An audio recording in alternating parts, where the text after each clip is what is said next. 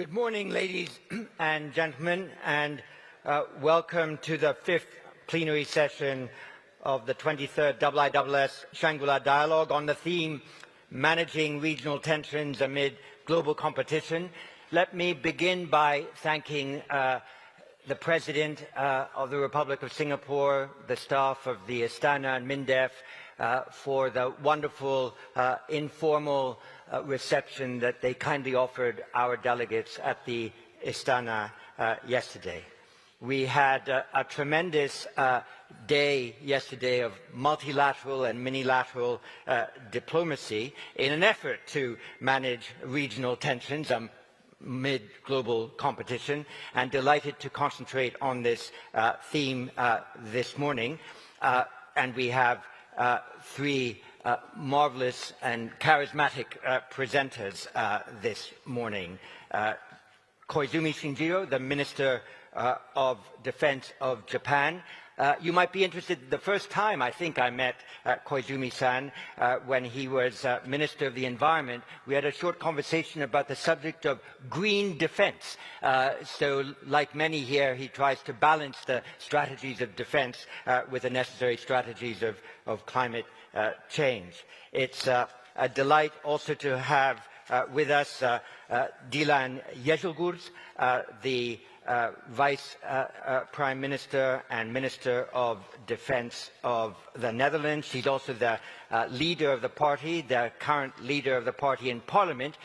Rubens Brekelmans was our Defense Minister from the Netherlands yesterday, so they've sort of switched roles, though Dilan is still leader of the party, so she can exert kind influence over what Rubens does in the Parliament. And really happy to have again our very good friend and a strong supporter of the Shangri-La Dialogue, Dato Seri Mohammed Khalid bin Norden, the Minister of Defense of Malaysia. I'll ask them in 30 seconds or so to go to the podium and deliver their formal remarks, and when all three of them have spoken, I'll open it up for questions and answers. I'll take 7 or 8 in a group, come back to the panel, and then go back. When we move to the Q&A, Minister Koizumi has kindly said that he will deliver his remarks in English, but in the Q&A he will answer in Japanese. So for those of you who don't have perfect command of that language, you might wish to take tactical possession of your headphones and apply them at the right time. So with that, having now completely settled the room, could I ask, please, Minister Koizumi to address the fifth plenary of the ISS Shangri-La Dialogue.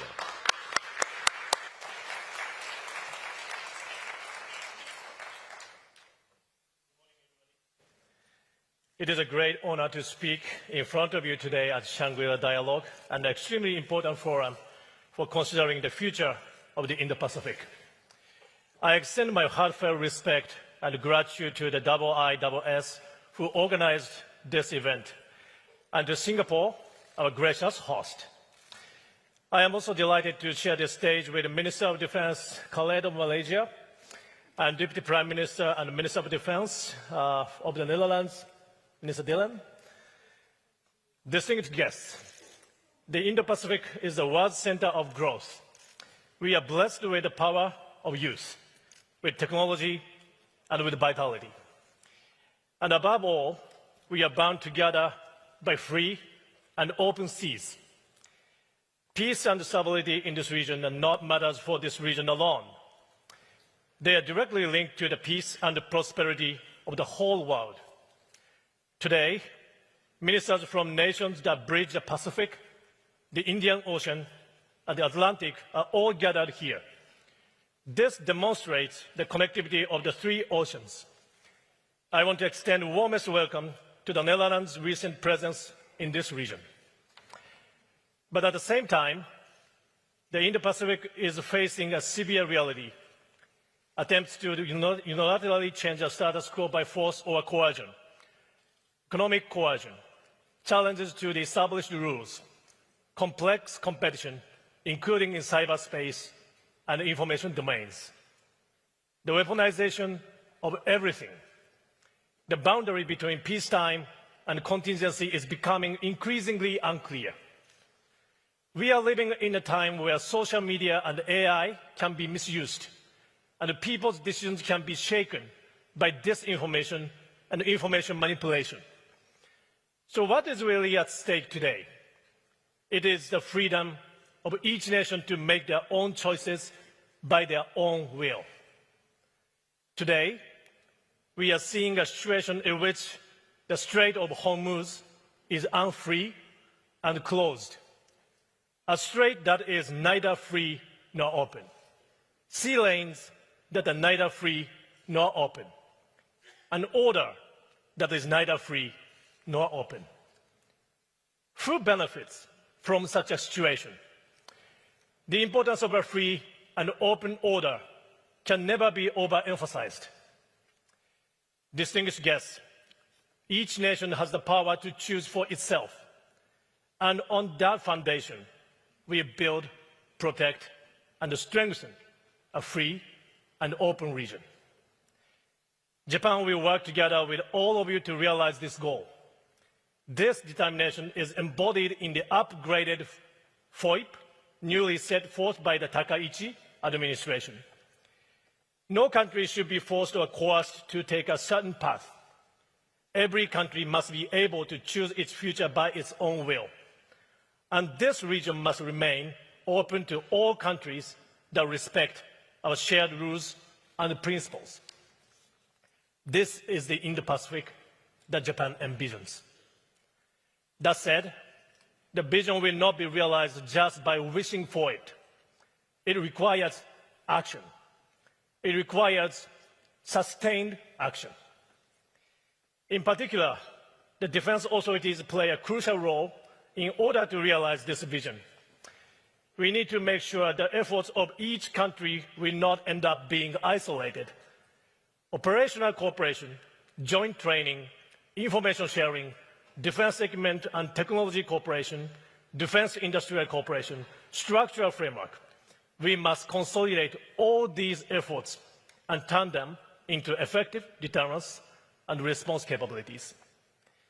We need three things to make this happen: trust, transparency, and talks.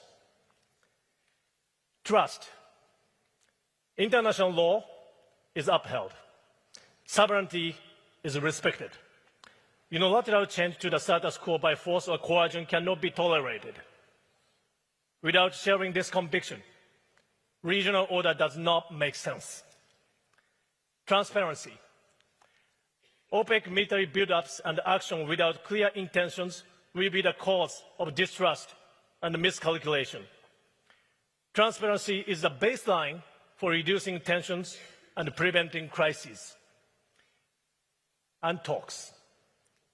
All nations have different positions. All nations have different views. But that is precisely because we need to have talks. We engage in talks because we have differences. We continue to talk because there exist tensions between us. Japan is always open to have talks with any country. At the ADMM Plus held in Kuala Lumpur last year, hosted by Minister Khaled here, I had the opportunity to have a frank and fruitful discussion with my Chinese counterpart. I am feeling sad that we were unable to have the opportunity to have a meeting this time. But again, we keep the door open to talks. I remain committed to communicating with the countries concerned, including China, for the peace and the stability in the region and of the world. Distinguished guests, Japan will take concrete actions. First, Japan will steadily build up its defense capabilities and make continuous updates with a high degree of transparency.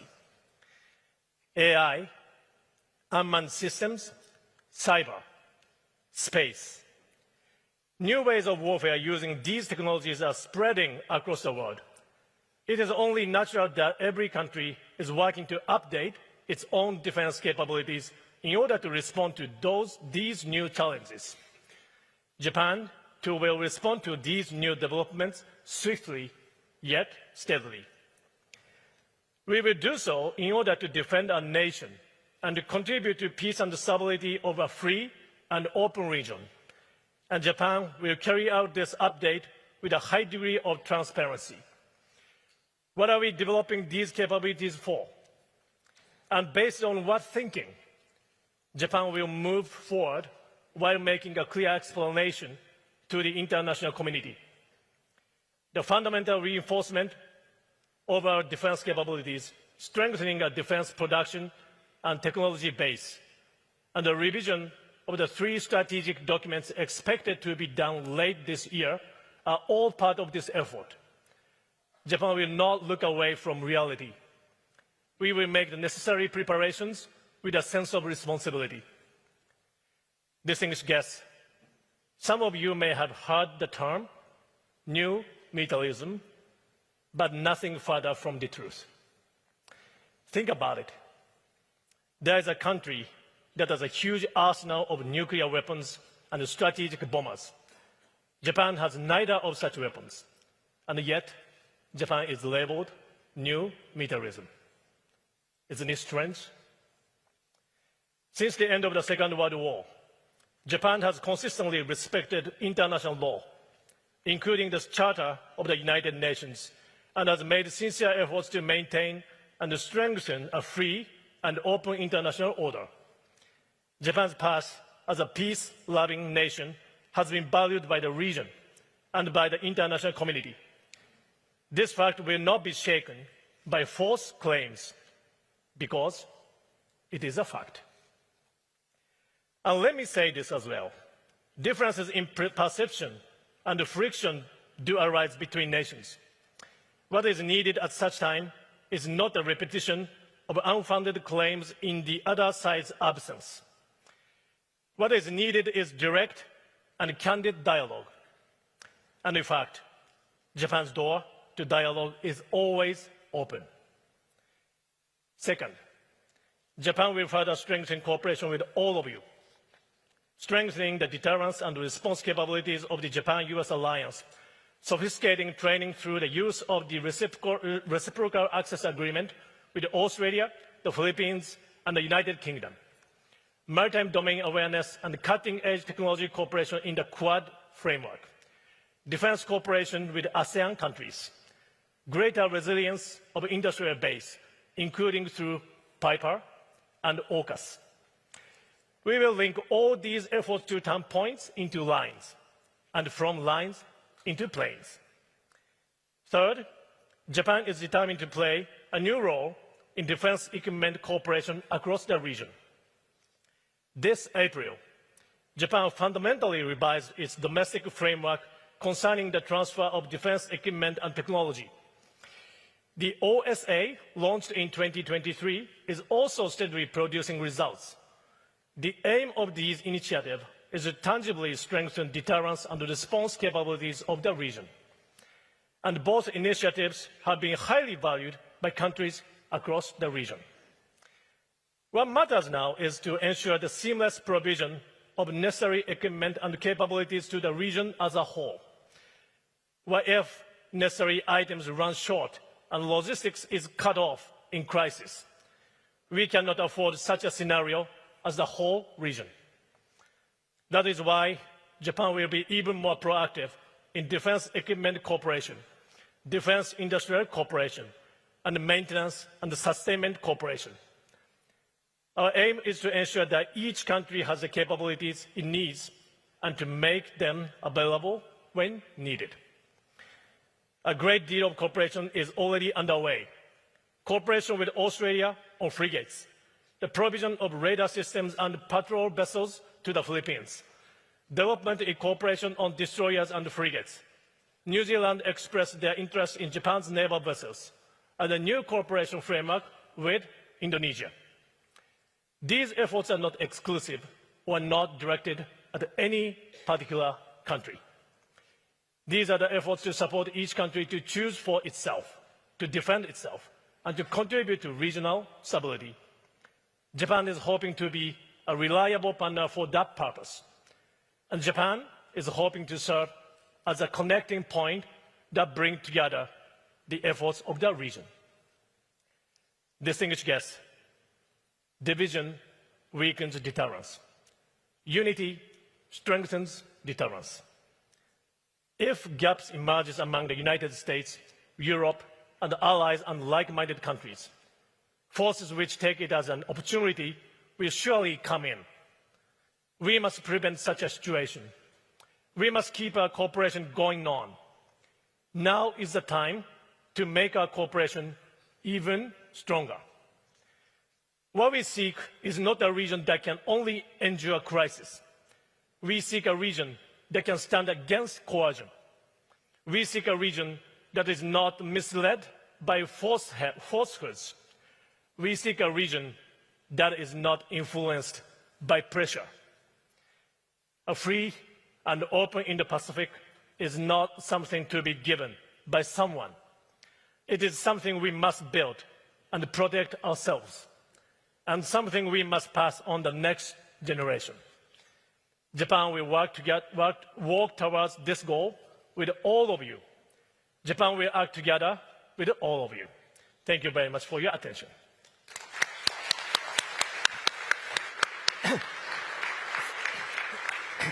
Thank you very much, Minister Koizumi, for your strong defense of national sovereignty, your commitment to talks and dialogue, your promise to develop new defense technologies in full strategic transparency, and your desire for open defense cooperation with like-minded nations. Thank you very much for that strong message. Deputy Prime Minister Dilhan from the Netherlands.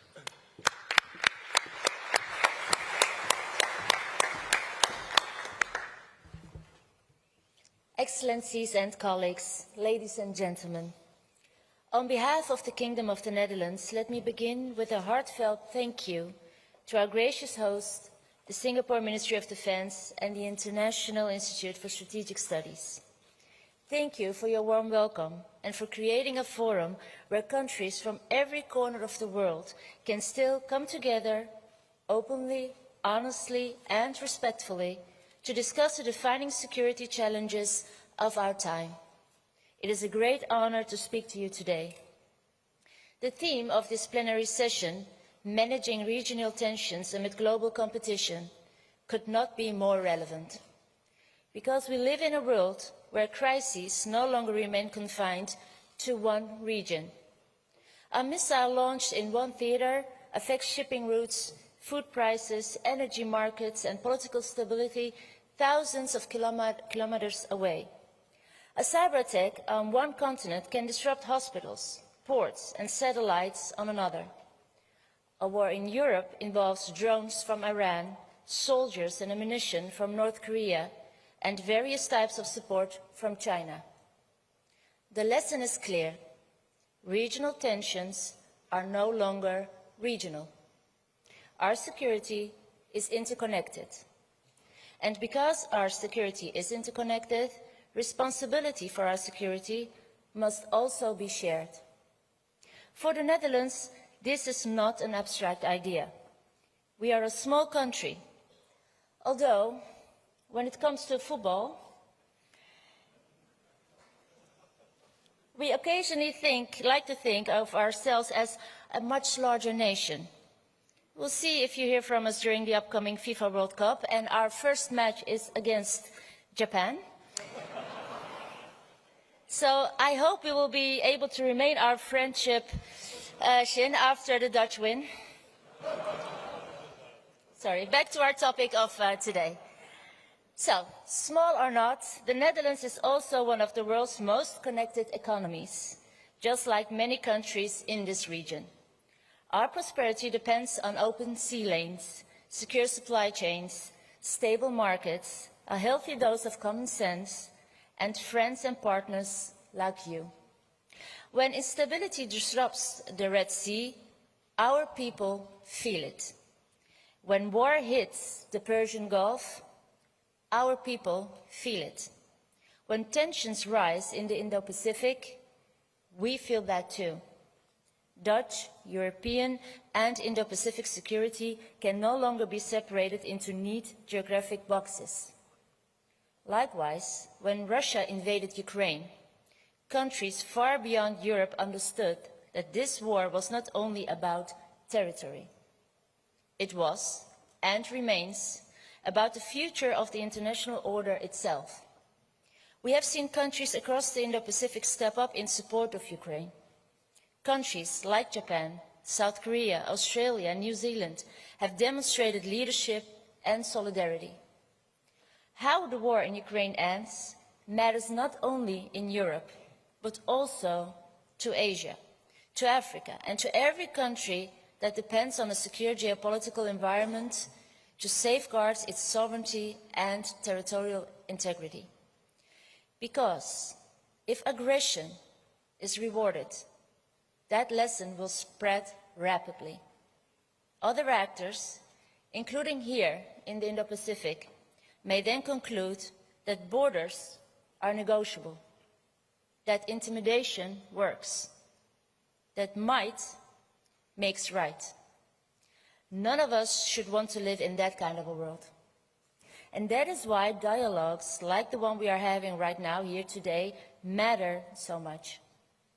Because, ladies and gentlemen, the international order is not shaped by great powers alone.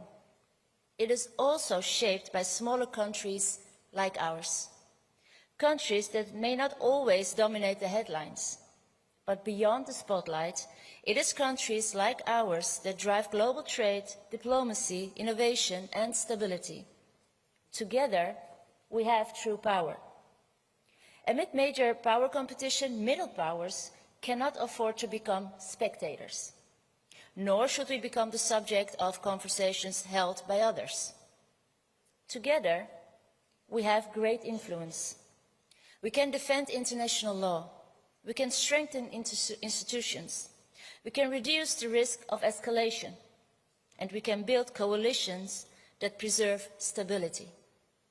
The fact that international rules are being violated does not mean we should abandon them. On the contrary, it means we must defend them more constantly and more courageously. International law may be imperfect, but history teaches us that the alternative is far worse. That is why regional organizations such as ASEAN and the European Union are so important. They foster a habit of mutual cooperation. They create predictability. They give middle powers a stronger collective voice. And they reduce the risk that competition turns into confrontation. At a time of fragmentation, we need more bridges, not more blocks. For the Netherlands, stability in the Indo-Pacific is directly connected to our own security. That is why we have steadily increased our engagement in this region and why we will continue to do so. At this very moment, our frigate De Ruiter is operating in the Indo-Pacific, engaging with partners across the region. She has already visited Kochi, Surabaya and Manila, and as we speak, she is in Vietnam. This week, our Chinese counterparts made some statements regarding the vessel's routing. Let me underline that our frigate, the Ruiter, is following its planned route in full accordance with international law, operating in waters where freedom of navigation applies and without entering territorial waters. Ladies and gentlemen, the Netherlands has been one of the driving forces behind the European Indo-Pacific strategy, and we continue to turn that commitment into practical cooperation.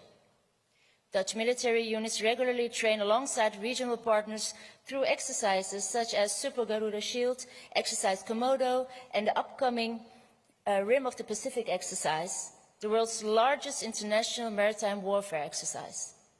We have strengthened cooperation with partners such as Japan, including joint training with advanced capabilities such as the F-35 fighter jets. And our engagement is not only military. It is also diplomatic, industrial, technological. We invest in people-to-people exchanges, information sharing, cyber cooperation, and defense industry partnerships.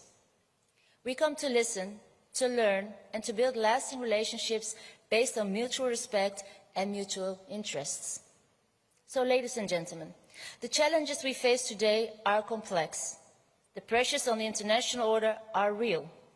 History is shaped by the choices we make and by the courage we show when the pressure rises.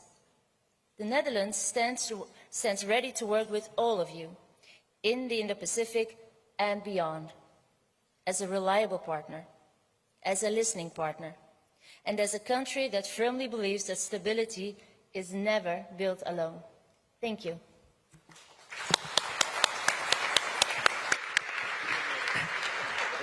Thank you so much, Deputy Prime Minister, for again reminding us that insecurity in one region migrates and commutes to others, that while economics might be deglobalizing, conflicts are highly globalized, and I think a really important comment that international order must be shaped by all countries, and the maintenance of order is not a spectator sport.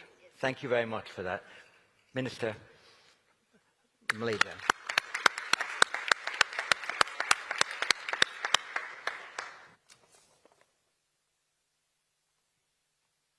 Sir John, fellow panel, Excellencies, ladies and gentlemen, very good morning to all.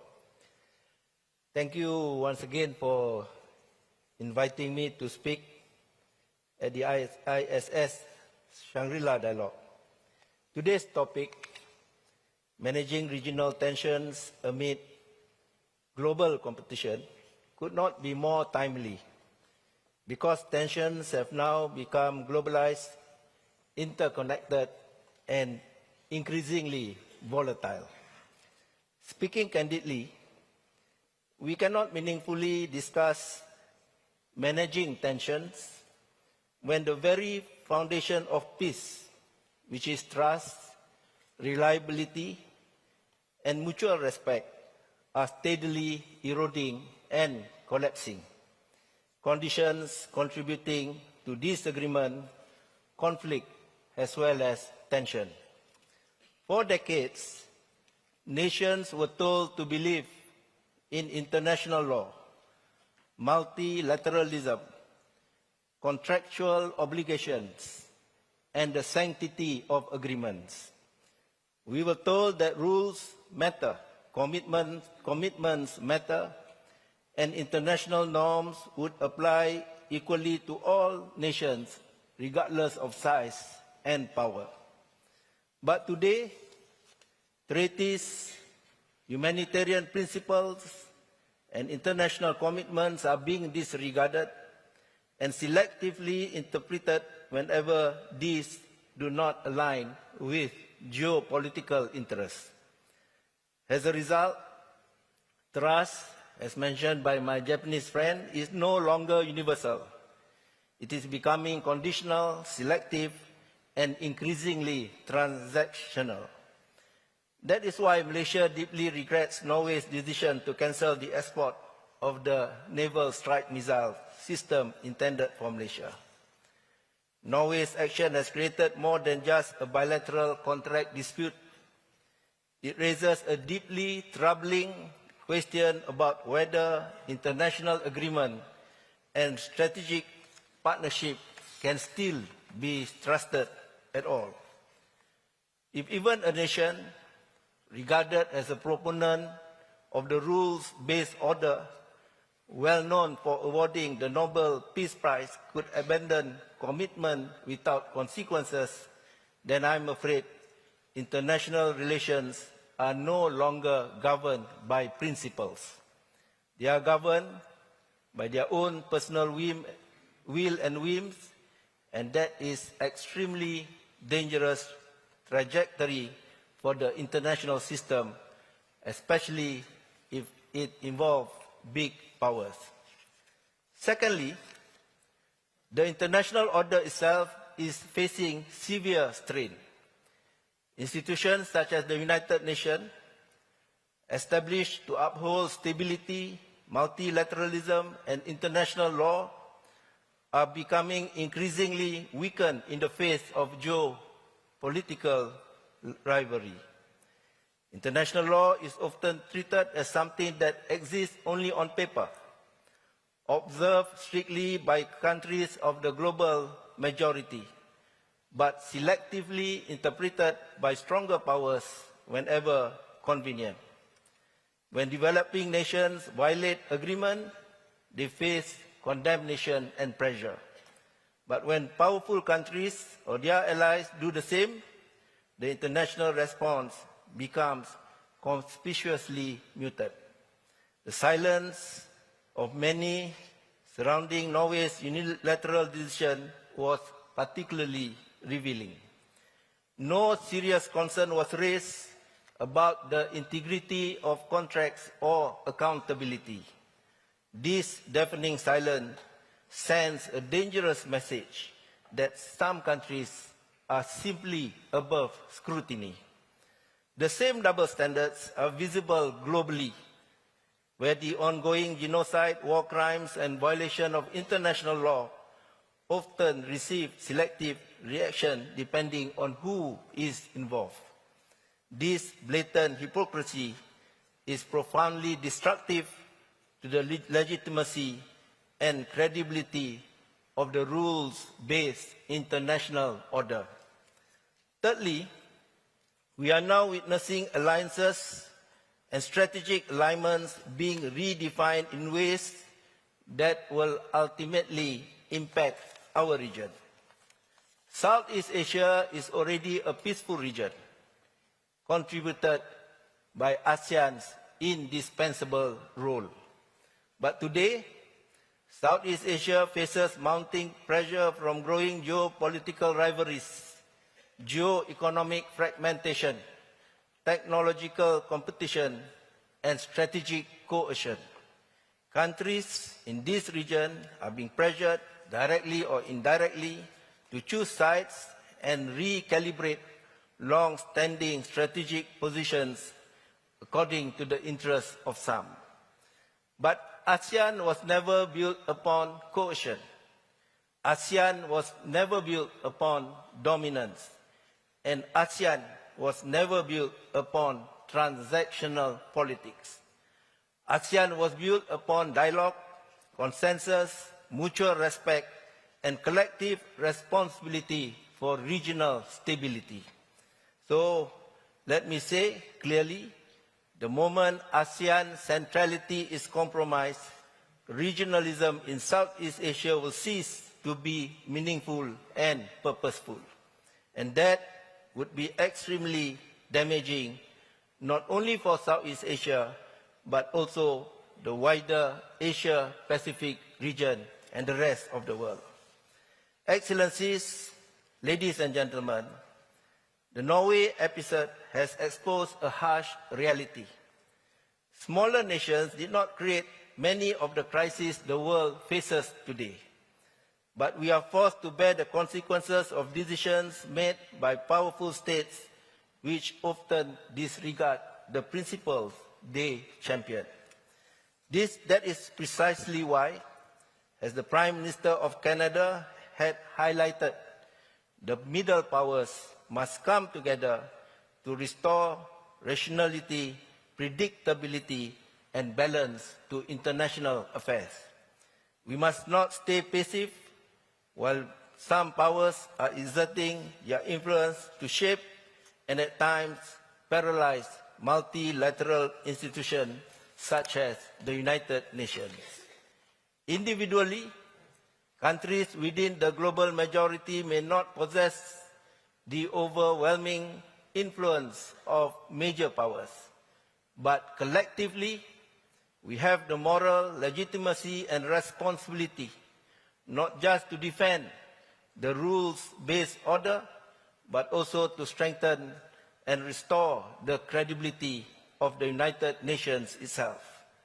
Here in Southeast Asia, ASEAN has demonstrated how smaller middle power nations can cooperate through active engagements and mutual respect anchored firmly in ASEAN centrality. External powers engaging with this region must respect ASEAN's norms, strategic sensitivities, and regional mechanisms, not to bypass them. Excellencies, ladies and gentlemen, ultimately, we need to identify and mitigate the root cause that created regional and global tensions in the first place. The issue before us is not only competition between nations. The deeper issue is the gradual erosion of trust within the rules-based global order and the international system. So our responsibility today is not merely to manage tensions. It is to restore credibility, to restore consistency, and above all, to restore trust. We must reaffirm that commitments matter, that agreements still matter, and that international law must apply equally to all nations, regardless of size, wealth, military strength, or geopolitical influence.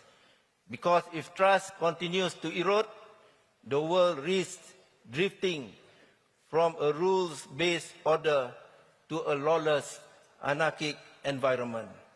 And history has repeatedly shown us where such a path ultimately leads. That would be a grave failure of our collective responsibility towards global peace, stability, and humanity itself. Thank you very much.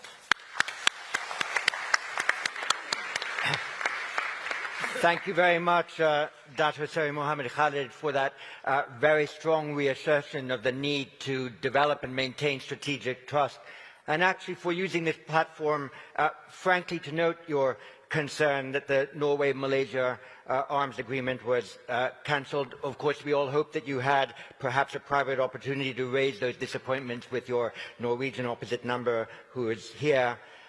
And the fact remains that, as many of us know, that defense export control regimes are highly complicated, not least because of the complexity of the supply chains and the variety of components and their places of origin. And that is certainly a regime, the defense export control regimes, which are sort of nationally or regionally managed, that need to be the subject perhaps of more active defense diplomacy to establish norms that can restore that trust and can ensure commitments are held to. So thank you very much, all three of you, for raising these very important issues. I will now turn to the delegates for a round of 7 or 8 questions and return to the panel. The first I shall call from the Republic of Korea, Chung-Min Lee. Thank you very much, John. I have quick questions to Minister Koizumi and to the Dutch minister. To Minister Koizumi, your father, after 211-911, stood with President Bush in the White House on September 25, and he said he stood by the U.S. Your message is you're standing by Asia. In that context, would you consider defensive arms sales to Taiwan? And how do you plan to upgrade your defenses in Yonaguni Island? My question to the Dutch minister, as much as we love the Netherlands, I think Asians would like to see Japan win the first match. But having said that, ma'am, my question to you is, will you support a stronger South Korean and Japanese defense cooperation with NATO partners as we go forward? Thank you. Thank you very much. And from the UK, Veera Solanki. Thank you, Sir John. My question is for the Defense Minister of Japan. How do you see prospects for the Quad group of Japan, the US, Australia, and India? As you mentioned, in the last year, the group has adopted a greater focus on maritime security cooperation, especially on maritime domain awareness. Do you see an opportunity for increased defense and security cooperation within the Quad? And if so, what steps would you like the group to take to increase this cooperation? Thank you. And from the Philippines, Renato Cruz de Castro. Good morning. I have 2 questions addressed to Minister Koizumi and 1 question addressed to the Dutch Defense Minister. Minister Koizumi, recently the Philippines and Japan signed a comprehensive strategic partnership, which is, of course, an act of 2 sovereign nations and primarily intended for regional security.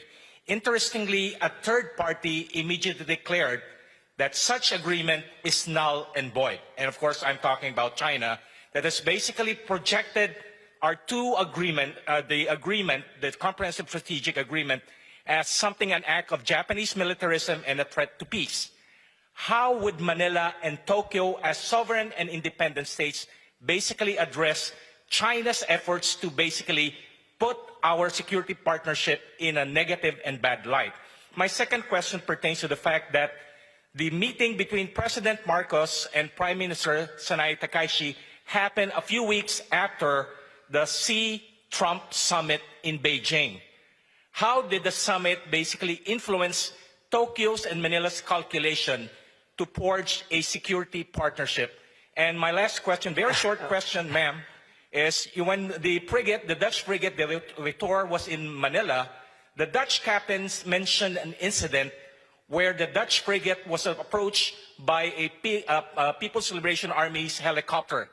Can you tell us more details about that incident where there was, of course, an effort by the People's Liberation Army's Navy to investigate or possibly harass the passage of the Dutch frigate in the South China Sea?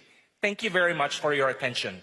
Thank you very much. From Indonesia, Klaus-Heinrich Radito. Thank you, sir. My question goes to Minister Koizumi. In the current situation, to what extent does Japan view China as its primary security threat?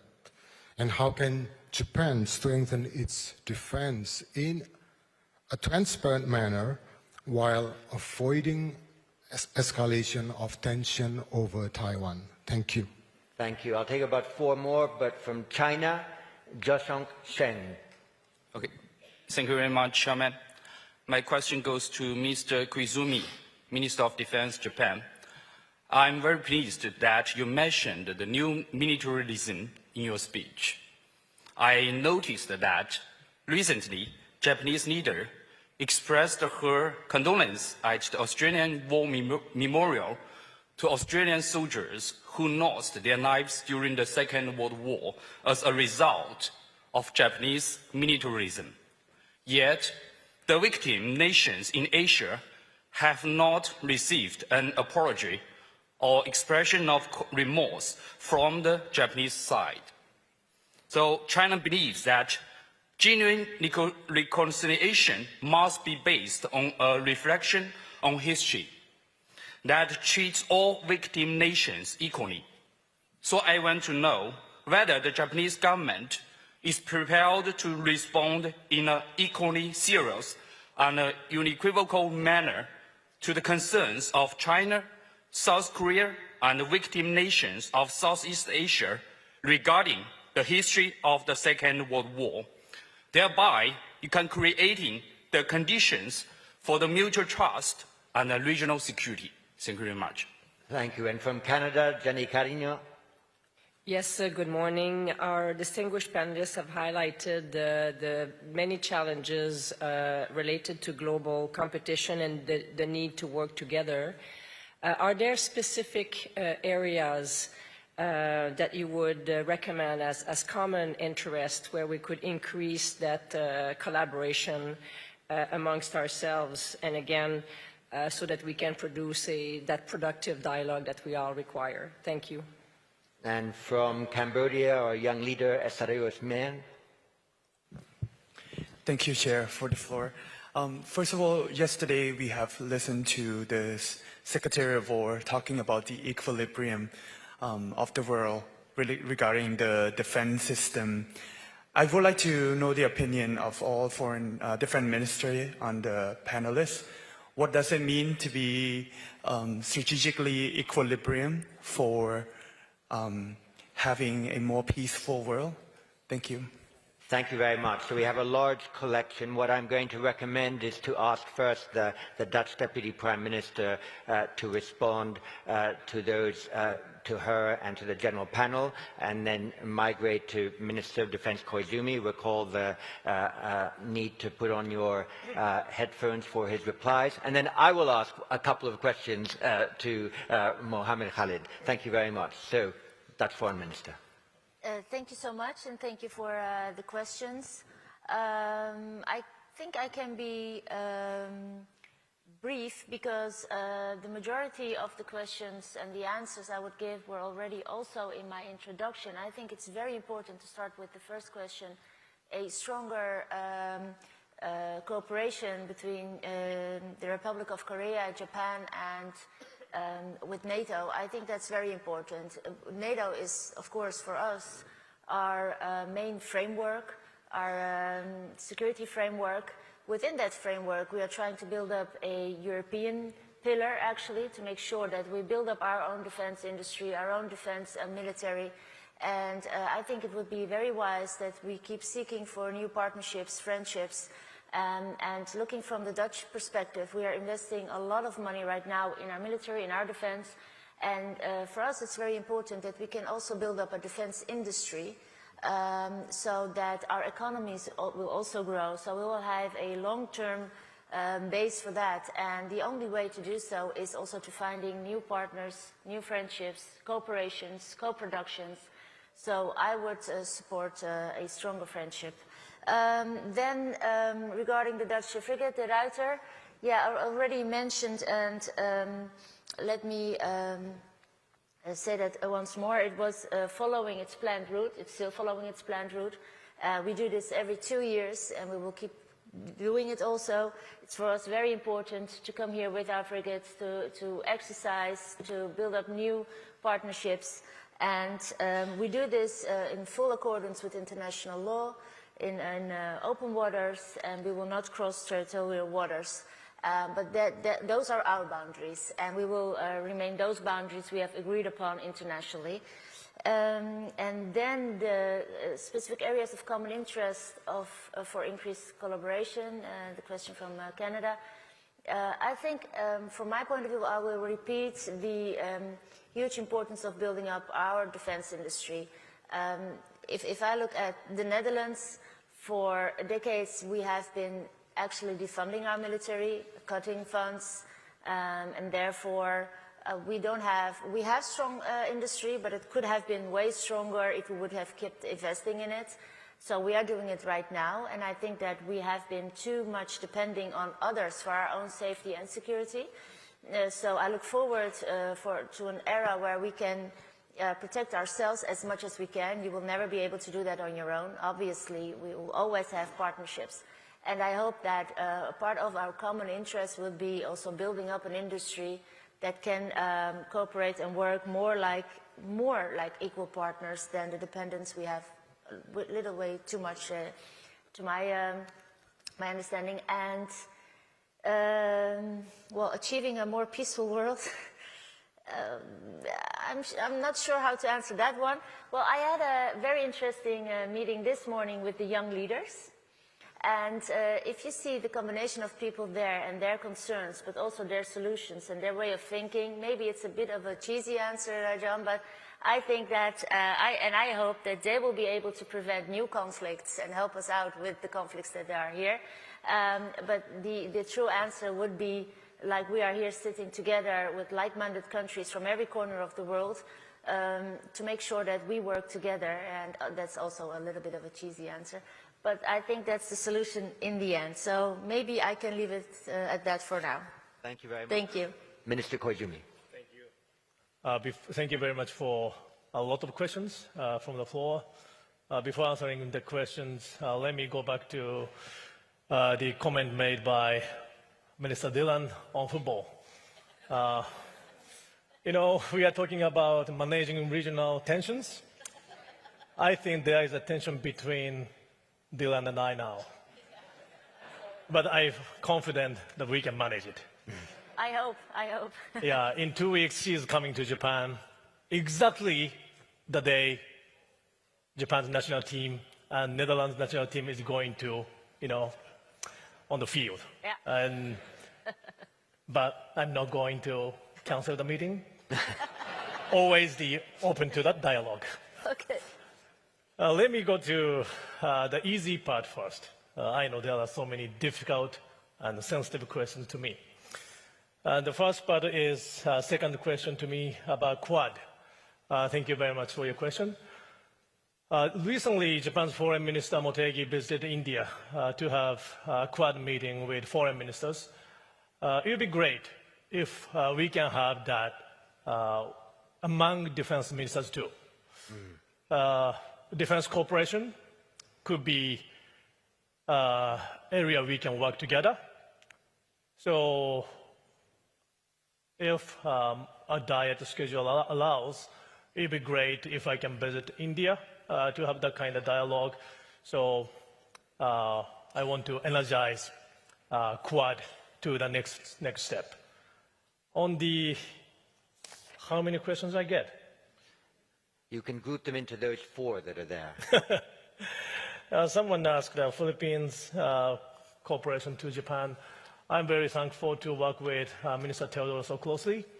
I just visited the Philippines 2 weeks ago to discuss about our transfer of second-hand frigate to the Philippines. We actually, before this speech and session, I met Minister Teodoro, and we reached broad consensus on officially transferring Abukuma-class frigate to the Philippines. So I'm committed to strengthen our defense ties with the Philippines with transparency. And, so please let me know if there's anything you want to ask more about the Philippine-Japan relationship and the defense ties cooperation. It's also same as Indonesia issue. Someone asked a question about Indonesia.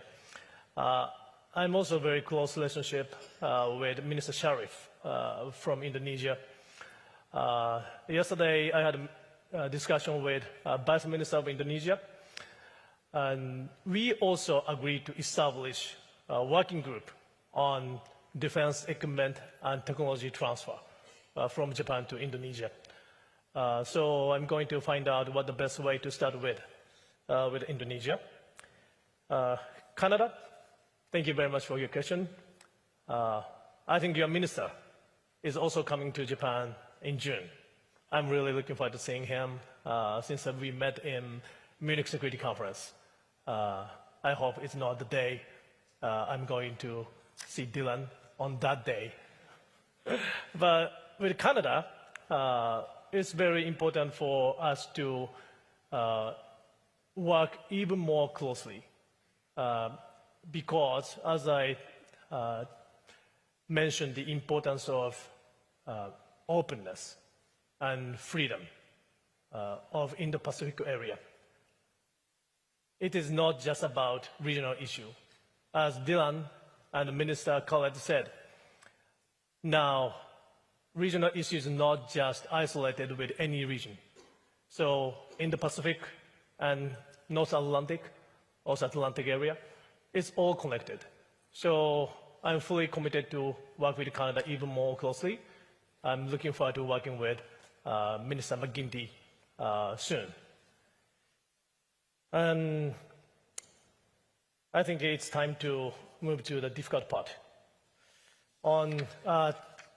Thank you very much for your question, Chinese participant. Thank you very much. Japan's defense policy and the defense build-ups are not based on the idea of identifying any specific country or region as a threat or having a military confrontation with it.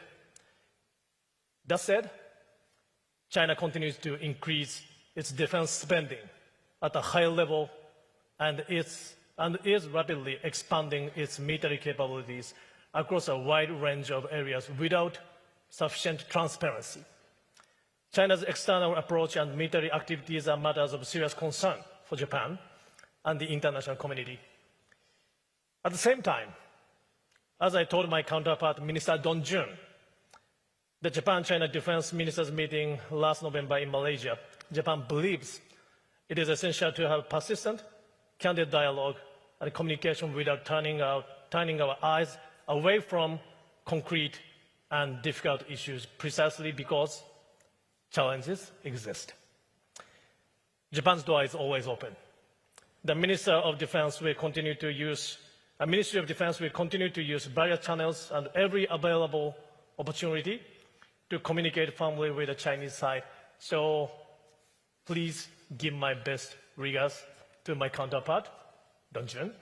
Thank you. Thank you very much. And for the Minister of Malaysia, if I might ask you a question. Yesterday here in Singapore at the Shangri-La Dialogue, 17 countries launched the guide framework for cross-regional defense cooperation on critical underwater infrastructure. Could you say a few words about the importance of that agreement, Malaysia's perspective on it, and then also give us a sense of what is the kind of novel defense technologies that Malaysia might feel important to procure in order to deal with these very new threats that the region and the world is suffering from? Okay, thank you very much. On the launching of the guide framework, it is in pursuant to a decision made during the ADMM meeting because of the various underwater infrastructure that is now in place. So we feel that there is a need for us to have some protection, security for that. And Singapore is leading on that area, and therefore we are very happy that there is some progress on this. So that is why we welcome the launching of the guide framework yesterday. And we hope that that can be the main foundation for us within this area to expand on the matter so that we will achieve our intention to see that the underwater infrastructure is protected. Because we know that there is a challenge, there is a risk. We are not only facing threats from on the land, on the air, but that also is now one of the threats for any country. On the second area, what kind of technology? Well, we have seen, we learned from the Ukraine-Russian war, we also learned from the Middle East crisis. As far as Malaysia is concerned, we see that what is relevant to us is to adopt the asymmetrical warfare. So anything that can assist Malaysia in developing asset or weapon that is required in an asymmetrical warfare is very much welcome. But then we will also see with who we are dealing with. Surely we will deal with those we trust. The episode that we received from Norway is a very good lesson for us. We cannot rely on those that are not sincere, and therefore we are talking to real partners of Malaysia. Thank you. Thank you very much. We'll go back now for one more round and then conclude just slightly before 11. So from the UK, Robert Ward. Thank you, John. A question for Minister Koizumi. Minister, thank you for your opening comments. Your point on correcting the false claims about Japan's defence reforms was particularly important given the current environment. My question is on startups, which are playing an increasing role in Japan's defence industry, including through ATLA's accelerator activity and emerging cooperation with external technology firms. How do you view the role of defence startups in strengthening Japan's defence industrial base, and how is the government planning to boost support for them? Thank you. Thank you very much. And from China, Liu Wanxia. Thank you, Chair. My question is for the Dutch Defence Minister. Your statement about the Dutch frigate around China's Shisha Island just now only tells part of the story. As the spokesperson for China's Ministry of National Defense has pointed out, the fact is that on May the 27th, a shipborne helicopter of the Dutch Navy illegally intruded into China's territorial airspace. The Dutch side talks a lot about respecting sovereignty and rules, but it uses so-called freedom of navigation as a pretext to severely violate China's sovereignty, rights and interests, and maritime and air security. My question for you is, do you believe this incident constitutes a breach of international law and the basic norms of international relations, including the UN Charter. Thank you. Thank you. And from the U.S., Ankit Panda. Thank you very much. My question is for Minister Koizumi. Thank you so much for offering an update on Japan's ongoing defense reforms. I wanted to ask you a little bit specifically if you can tell this group where matters stand regarding Japan's debate about the 3 non-nuclear principles that have traditionally been the floor of Japanese policy. Will the revised documents revisit the 3rd non-nuclear principle? And as a related matter, I wanted to ask, as the United States appears to be reconsidering the future of theater nuclear forces in the Indo-Pacific, what role does Japan believe forward deployed or theater range U.S. nuclear capabilities can play in the region? Thank you very much. Thank you very much. And from Pakistan, Tanzila Khalil. Thank you, Chair. Part of my question has already been asked by Ankit Panda from the US. My question is directed to Minister of Japan. Sir, lately there have been discussions and emerging voices within Japan and even South Korea in favor of acquiring an independent nuclear capability, given the inward-looking orientation of President Trump. And interestingly, there was no explicit mention of the term extended deterrence in the NDS 2026 document. So my question to the Minister is, how does Japan view the long-term credibility of the US nuclear security assurances? Thank you. Thank you. And a young leader from Timor-Leste, Ana Caistoche Pereira de Araujo. Good morning. Thank you very much, Chair. This question is for the Deputy Prime Minister, Minister of Defense of Netherlands. My question is easy. So, as a female leader, serving both as a Deputy Prime Minister and Minister of Defense, what challenges do you come across when navigating pressing security issues with your male counterparts? And also, do you find that your perspective as a woman influences your strategic decision-making? Thank you. Thank you very much. And from Indonesia, Kutnuri Hikmah Sabri. Thank you, sir. My question is for Dutch Minister and Japanese Minister. The Malaysian Minister of Defense raised a vital point about double standards and how international law is only used when it is convenient, selective application of international law. Do the other ministers on this panel agree with this assessment? If you do, what can we actually do about it to ensure that international law protects everyone equally, whether in Iran, Strait of Hormuz, or in Gaza? Thank you.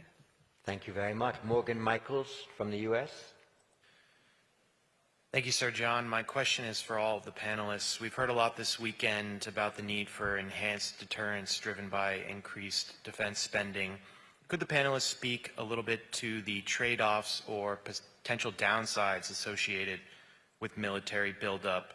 Is there at risk of an accelerating arms race in the Indo-Pacific? Thank you. Thank you very much. I did note in an extemporaneous remark yesterday that the phrase arms control had not yet been introduced into this particular dialogue, so perhaps it will be shortly. From the Republic of Korea, Yoon-bi Kim. Hi, my quick question goes to Koizumi-san. So you emphasized the cooperation a lot during your presentation. Given growing discussions on the defense cooperation between South Korea and Japan, which areas such as maritime security, intelligence sharing, or combined exercise do you see as the most promising for deeper bilateral cooperation? And on the Strait of the Hormuz, what concrete role does Japan intend to play in safeguarding freedom of navigation and energy security? Thank you. Thank you. And from Indonesia, Evan Laksmana. Thank you, John. My question is to Minister Khalid. As you spoke about the decay in the international rules-based order, we appreciate the role that Malaysia had last year in terms of helping the situation in the Thai-Cambodia war. I guess my question to you is, how do you envision ASEAN to further institutionalize its conflict prevention mechanism so that in the future, not only can ASEAN manage these conflicts that arise, but also to prevent conflicts, not just between its own members, but with major powers as well. Thank you. And from France, Lucie Béraud-Soudreau. Thank you. My question is for all panelists. Minister Koizumi mentioned transparency in his speech quite frequently. But we notice, however, that as trust is eroding globally, transparency is also declining in the world when it comes to defense spending. So for all panelists, what would you tell your counterparts to convince them to be more transparent when it comes to defense spending and reverse this trend? Thank you. And from the Philippines, Andres Centino. Thank you, Ms. Chair, and good morning. My question is directed to the Defense Minister of Netherlands. I thank you for your remarks earlier. Mentioned was that international rules are imperfect and are sometimes violated. May you share to us if you have concrete and clear proposals as to how these rules can be better complied, better respected, and better enforced. Thank you. Thank you very much. And from Myanmar, Mianto On. Thank you, Chair. My question is directed to Minister Nordin, Malaysia. What will be Malaysian policy towards China attempts to access Indian Ocean via Myanmar, or probably like a projection through Myanmar? Thank you. And from the UK, Thomas Beckett. Thank you, John. This will be a question for all of the panel. I guess it's no surprise that the Strait of Hormuz has been mentioned in every plenary so far. I think it's fair to say that it would not be in the Middle East interest for Iran to emerge from this war strengthened, and it wouldn't be in the world's interest for America to emerge strategically weakened. And if, as you said, John, that the maintenance of order is not a spectator sport, how would the panel suggest helping the US to get out of its current predicament?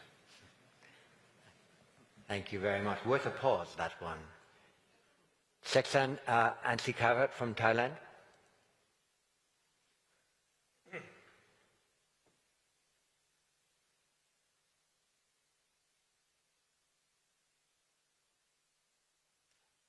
I'll move to one other and see if we can restore that connection. Ben Schwier from Germany. Thank you. My question is to Minister Koizumi. You had a strong emphasis on the free and open Indo-Pacific, a term that was notably absent yesterday in Secretary Hegseth's remarks. So my question is whether, from your perspective, it is now time for Japan to become the new leader in the Indo-Pacific for upholding this very order. Thank you. So I'll take two more and then come back to the panel. From the Solomon Islands, Loretta Brigida Manele. My question is to all the panelists and especially to the Defense Minister of Malaysia.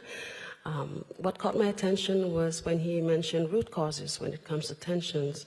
So my question is, what do you guys think of what are the root causes that have led to regional tensions, and through which channels can these tensions be well addressed? Thank you. Thank you very much. I'll take one question, but just to give some tactical advance warning to our panelists, I'll ask Malaysia to respond first, then the Netherlands, and conclude with Japan. Sotirak Po from Cambodia. Thank you, Chair.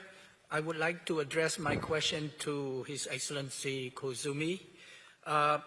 Japan have consistently surprised many big powers, including China and the US, in terms of security cooperation in Southeast Asia.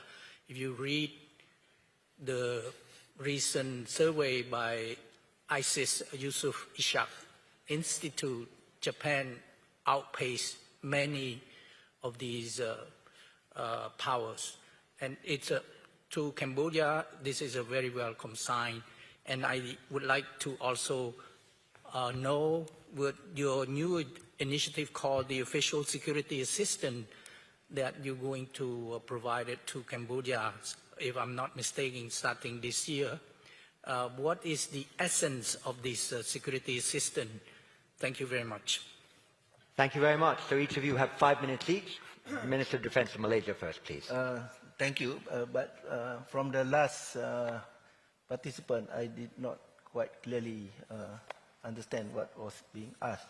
But on defense spending and the call by the United States Secretary of War that country partners must spend at least 3.5% of their GDP, we respect the call by the United States. They have every right to have their own policy. We recognize that the United States is a very important partner and playing a very strategic role to balance, to create a balance in the Indo-Pacific region. But they must also understand that every country faces different circumstances, priorities, as well as constraints. For a country like Malaysia, we are a small country, we are a developing country, not a developed country. If America asks NATO and Europe to increase their spending, we can understand. But for a country like Malaysia, a developing country, we have other sectors that we need to develop. If we did not provide any development on other sectors, we may create other problems that will cause instability. So this is something that we hope that the United States can understand. On the issue of China and Myanmar, on the Indian Ocean access, Malaysia, I believe also with some all other ASEAN countries, we have a non-interference policy on the bilateral arrangement between China and Myanmar. But whatever that arrangement that they have or agreement that they have, we just want to make sure that the security of the Straits of Malacca is protected through our initiatives such as the Malacca Straits Patrol that we undertake with our other neighboring countries, which are also members of ASEAN, Indonesia, Singapore, as well as Thailand. And by the way, owing to the wonders of AI, I can tell you what Loretta Mrigadiez Manela's question was. She asked, what are the root causes of regional tensions and through which channels can they be best addressed? Which channels, what mechanisms best to alleviate regional tensions? Well, I believe that there is a need for a continuous engagement. For whatever tension that has in this world, as we can see, by bringing global powers into the same space, a clear example is the United States-China summit. Both sides can understand and both sides will know what is the red line between the two countries. Our experience also in hosting the ADMM Plus, where it is a convening space for nations with different geopolitical standing, is a good platform for us to sort out all the differences and other things that can create tension. So there is a need for continuous engagement. I think Minister Uzami also said the same thing, where he regrets not meeting the China Defense Minister in this Shangri-La Dialogue. Thank you very much. Deputy Prime Minister. Thank you so much. The question from China, look, we are not here to seek conflict. We are here to seek cooperation with our frigates. And we did more or less the same route 2 years ago in good cooperation with China. And I hope the next time we are here in the area, we will have again a better encounter.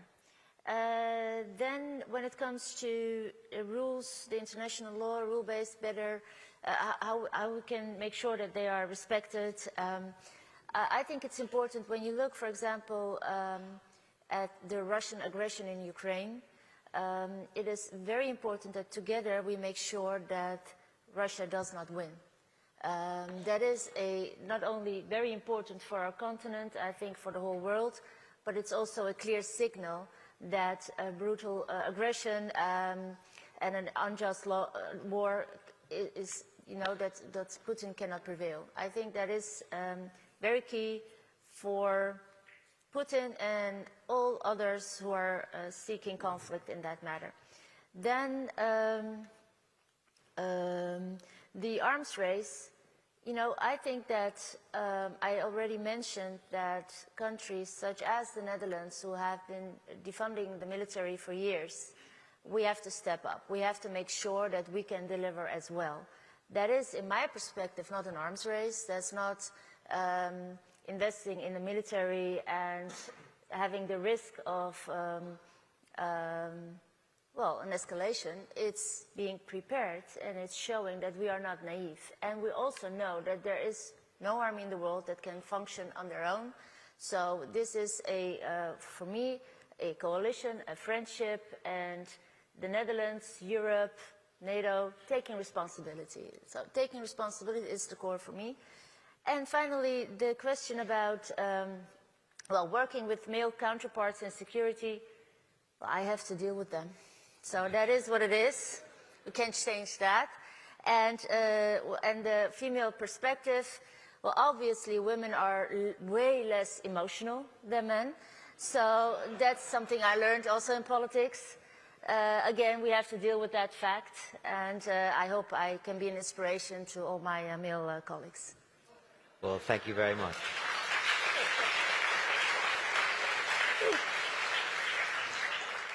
Okay, Dylan, let me check if you are, you are correct, even if you are watching the football game with me.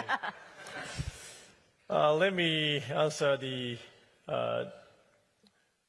Japan's commitment on free and open Pacific, in the Pacific, coming from German participant. Also, I think this is linked to the question from Cambodia on offshore security assistance. My answer is yes. Japan is ready to do more in order to keep this region and also the world even more free and open. So it was great that Secretary Hegseth was here with us yesterday, and also answering to my question. His message to this area, to the Indo-Pacific, and the U.S. commitment to the world was very strong. And so we must not underestimate U.S. presence in this region. If we underestimate it, it produces vacuum or space to the party concerned. And also, thank you very much for the question from South Korean participant. Thank you. I feel thankful to work with Minister An closely. I had a very fruitful discussion with him yesterday, and I received official invitation to South Korea. So I'm looking forward to visiting your country very soon, maybe in June. Also, questions on, what's the next step for Japan and ROK defense cooperation? To be honest, Japan is ready to do more with ROK. But I understand the next step should be welcomed by the people of Republic of Korea. So I'm committed doing my best to prepare and to maintain the environment between Minister An and I. Also, thank you very much for questions on the nuclear posture and also extended deterrence commitment from the US. I think this is a very important question to everybody. We, Japan, keeps the 3 principles on nuclear policy as a government. And also, yesterday I had talks with US Secretary of War Hegseth about the next meeting with him, possibly within this year. It's very important to keep communicating with friends, with allies, and like-minded states. I think this issue and the question is linked to a question coming from a French participant, which is about transparency. I think transparency is not just coming from numbers or data. It's coming from the discussions and open dialogue between the allies and like-minded states. That's why I'm trying to explain Japan's policy at Shangri-La and Munich Security Conference and the Honolulu Defense Dialogue. And I also attended World Economic Forum at Davos in a meeting. It was the first case for Japan's defense minister to attend there. Also last year, I attended ADM Plus in Malaysia. As we talk about the tensions in the world and in the region, we need to talk. We need discussions. So continuous dialogue provides transparency.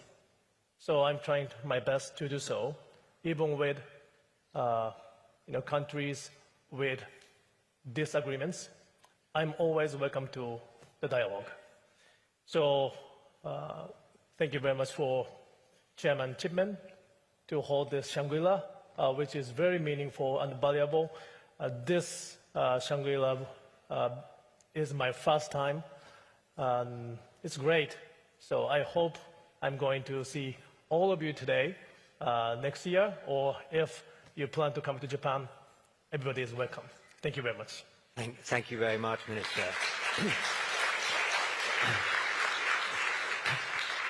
I might just close this session with two remarks. The first is to say that it has been difficult to think about how one exercises a degree of arms control even if one is not engaged in arms racing. This is the first time in my rather long career where there's very few discussions in any region of the world about organized arms control. And I think that is becoming important, perhaps not in discussion of conventional powers, or perhaps not even in discussion of putative nuclear balances of powers, but certainly in the realms of new technologies. There has been work done on so-called responsible use of cyber. There has been a lot of concern about the introduction of artificial intelligence in military decision-taking and targeting. There are general comments about having a human in the loop or a human on the loop. But I would say that in the future, the Shangri-La Dialogue should also look very particularly about these new emerging defense technologies and whether there are new techniques that need to be adapted properly to regulate the way in which they're used. And on the question of an international order, international law is in one way only similar to municipal or domestic law, in that if it is not regularly attended to and modernized and enforced, it loses its legitimacy throughout a society that becomes, in the international space, quite anarchical. And I think engagement in legal diplomacy is something that foreign ministers and defense ministers need to do, to feel that that law is not ossifying, its origins are being respected, but that new norms are being negotiated across regions and within them so that there is a degree of regulatory power that oversees otherwise the exercise of force in any way. And the only other point I want to make is that I hope everybody noticed that on one of the issues here, football, I sat in a neutral position throughout that conversation, which is one that I try to maintain always in the Shangri-La Dialogue. Thank you to our participants and our ministers for their talk.